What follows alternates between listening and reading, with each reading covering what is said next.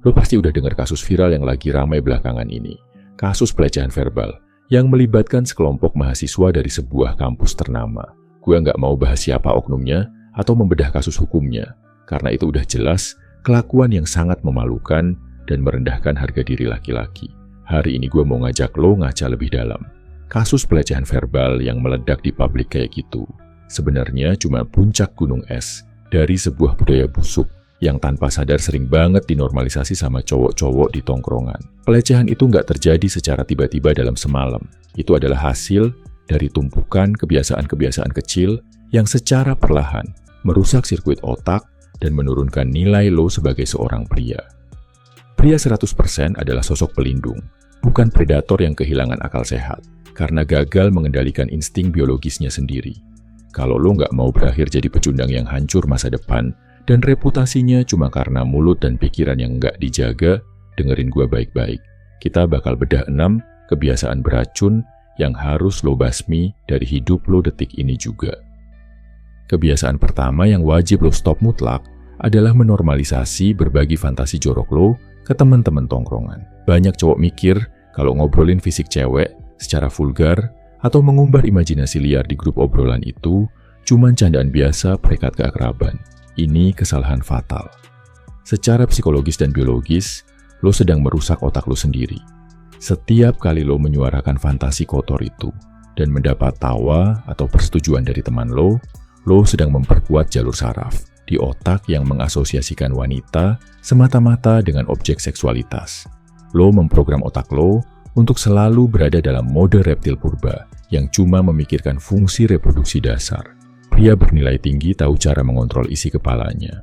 Kalau pikiran kotor itu lewat, biarkan dia lewat sebagai angin lalu. Jangan diberi panggung, jangan disuarakan, dan jangan pernah dibagikan. Membahas fantasi liar sama teman-teman cuma membuktikan satu hal secara biologis. Lo adalah laki-laki lemah yang tidak punya kendali atas impuls hormon lo sendiri. Hal kedua yang harus lo kubur dalam-dalam adalah kebiasaan mengumbar pengalaman ranjang lo.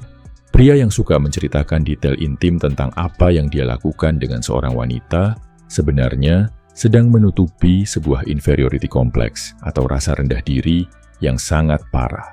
Secara psikologis, pria yang merasa dirinya tidak berharga di aspek lain dalam kehidupannya, entah itu karir, finansial, atau ambisi, akan menggunakan pencapaian seksual sebagai trofi murah untuk mendapatkan pengakuan hierarki dari pejantan lain.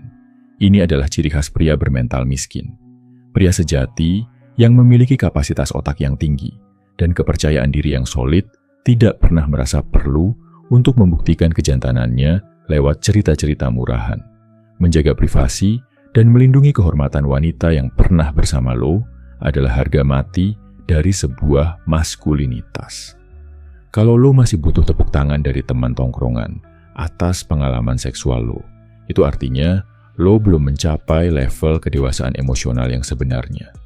Kebiasaan ketiga adalah berhenti berlindung di balik kata bercanda untuk melontarkan komentar mesum tentang cewek. Lo mungkin mikir ini cuma sekadar dark jokes atau obrolan warkop untuk mencairkan suasana yang kaku. Tapi lo harus paham hukum biologi tentang neuroplasticity. Otak manusia akan beradaptasi dan membentuk realitasnya berdasarkan kata-kata yang paling sering diproduksi oleh mulutnya. Kalau mulut lo setiap hari dipenuhi dengan lelucon seksis yang merendahkan, perlahan tapi pasti, otak bawah sadar lo akan mulai menganggap tindakan merendahkan wanita di dunia nyata adalah hal yang wajar dan dapat diterima. Inilah bibit penyakit yang akhirnya meledak menjadi kasus pelecehan verbal di tempat umum. Kata-kata lo adalah cerminan langsung dari kualitas literasi dan isi kepala lo. Pria berkelas memiliki selera humor yang tajam, cerdas, dan elegan. Bukan humor murahan yang mengeksploitasi anatomi tubuh lawan jenis. Hentikan lelucon sampah itu, dan beranilah pasang badan untuk menegur teman lo dengan keras kalau mereka mulai membawa obrolan ke arah yang merendahkan. Keempat, lo harus meretas sistem otak lo untuk berhenti melihat cewek semata-mata sebagai objek pemuas mata. Secara evolusioner, kalau lo cuma fokus memindai bentuk tubuh seorang wanita, lo secara tidak sadar sedang mematikan fungsi prefrontal cortex di otak lo. Ini adalah bagian otak paling canggih yang bertanggung jawab atas empati, logika, rasionalitas, dan kebijaksanaan. Saat lo mematikannya, lo turun kasta menjadi makhluk yang sepenuhnya dikendalikan oleh insting hewani dasar. Mulailah berlatih secara sadar untuk melihat wanita sebagai manusia yang utuh. Mereka memiliki ambisi, kecerdasan, ketakutan, dan potensi intelektual yang sama persis dengan lo. Ketika lo berinteraksi dengan seorang wanita, tatap tepat di matanya. Dengarkan ide-idenya, dan hargai ketajaman argumennya. Kemampuan untuk membangun aliansi intelektual dan emosional yang solid dengan wanita, tanpa ada motif tersembunyi yang digerakkan oleh hormon biologis lo, adalah senjata karisma yang sangat mematikan.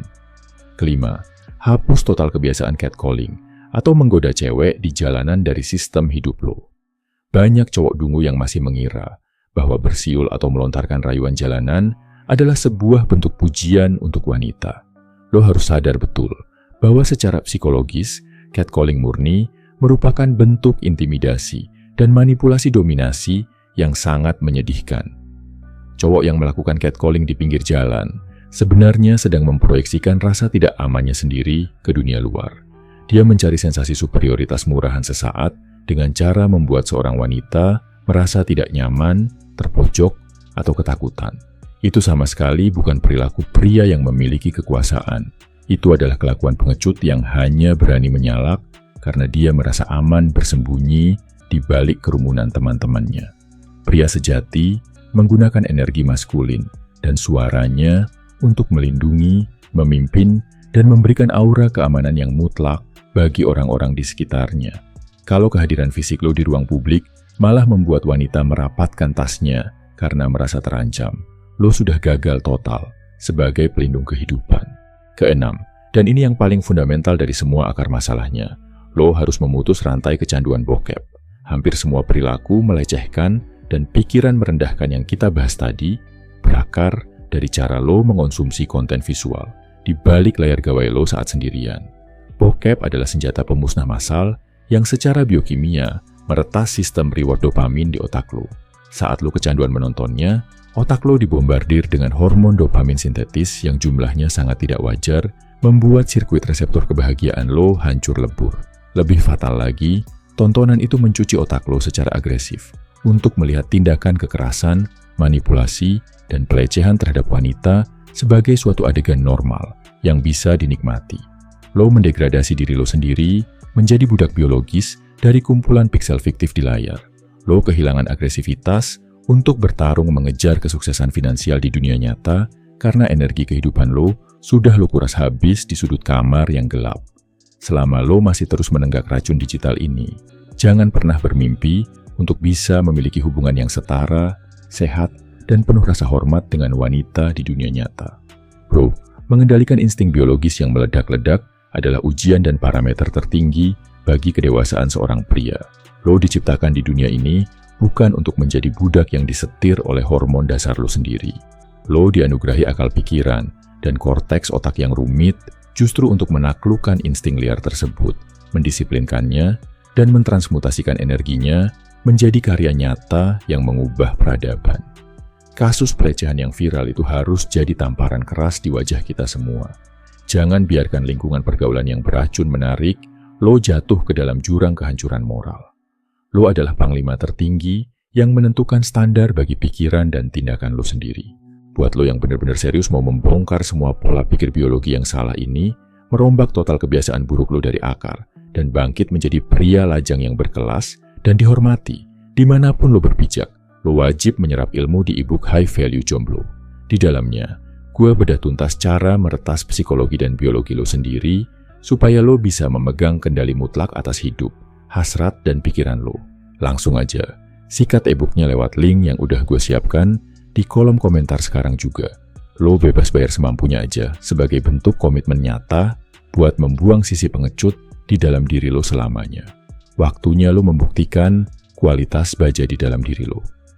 Salam High Value Man, semangat bro.